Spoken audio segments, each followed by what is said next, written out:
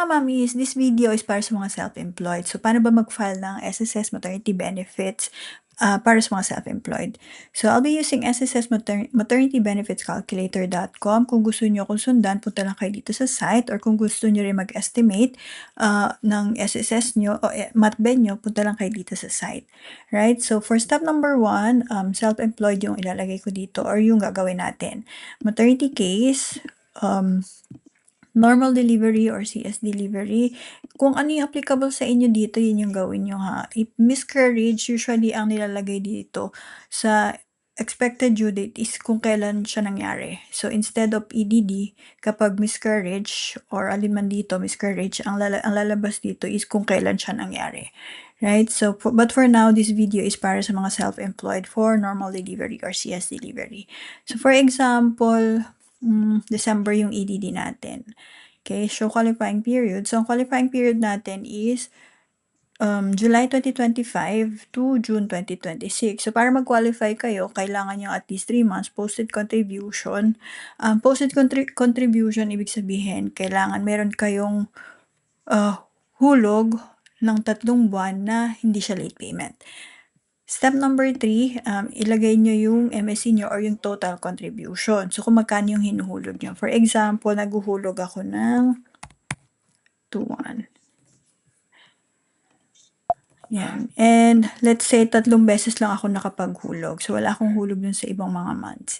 Calculate maternity benefit. So, ito yung lalabas na estimate ng SSS matben natin. Reminder lang po ha, this is just estimate. Depende pa rin kay SSS kung magkano yung exact amount na makukuha nyo. Depende kung nahulugan nyo ba siya ng tamang qualifying period and kung nahulugan mo ba siya sa tamang oras. Ibig sabihin, sa tamang oras, hindi ba siya late payment or dapat on time yung pagbayad nyo.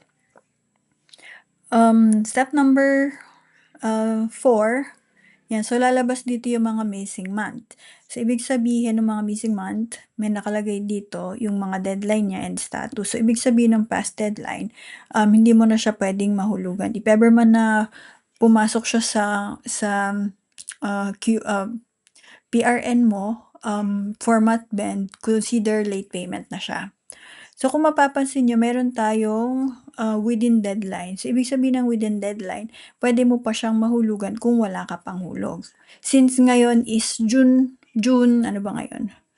June 9, pwede mo pang mahabol yung contribution mo for April, May, at saka June. Paano? You have to generate 1 PRN and kailangan mo siyang bayaran ng sabay-sabay. Ibig sabihin, yung April, May, June, 1 PRN siya and you have to pay on or before end of June. Or kung ano nakalagay dito, I usually recommend to pay as early as possible para sure ka na hindi siya late posting or late payment.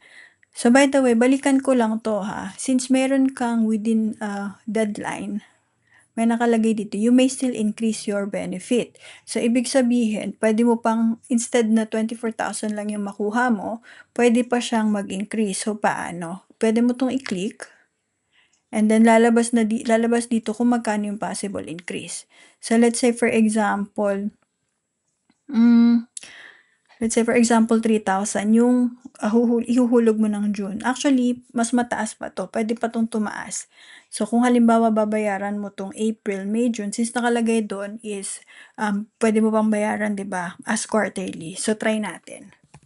3,000. Basta you have to pay this on time kasi pag pinay nyo to, let's say for example, July 1, ano na yon, considered late payment na. So, kahit na may bayad kayo kay SSS, hindi siya i-count ni SSS. Okay, so calculate possible increase. So, di ba, ang laki ng tinaas. Yan. So, balik tayo dun sa kanina. Yan. So, kunwari, as is lang tayo, so hindi tayo nag-add. Okay, so ito pa rin yung makukuha natin. Pero again, pag nag-increase kayo ng hulog, yan, dito sa 3 months na to, within deadline, pwede pa siyang tumaas ng up to 56,000. Depende sa contribution nyo ha. Ang pinaka mababa na pwede nyo i-contribute as voluntary self-employed and non-working spouse is 750 as of 2026. And then, kung gusto mo namang mas malaki yung makuha mo, then you can pay 3,000 and up or 2,000. Depende sa'yo. pwede kang mamili. So, I'm just giving you idea kung magkano yung possible na pwede niyang i-increase kapag nagbayad ka ng gantong amount. Right? And then step number 5 is yung Mat 1. So, kung nakapag-file ka na ba ng Mat 1, you have to select yes, no, or my former employer. Depende po sa inyo ha. This is case-to-case basis. Kung ano yung applicable sa inyo, yun yung i-select nyo. So, let's say yes, I already filed Mat 1. And then, follow-up question, did you receive or see confirmation in my.sss? So, let's say yes, I have confirmation or proof. Kung halimbawa naman sinelect mo, no, I don't have confirmation. So, i-ano mo lang dito, basahin mo lang kung ano yung explanation dito or yung to do next para makita mo kung ano yung dapat mong gawin.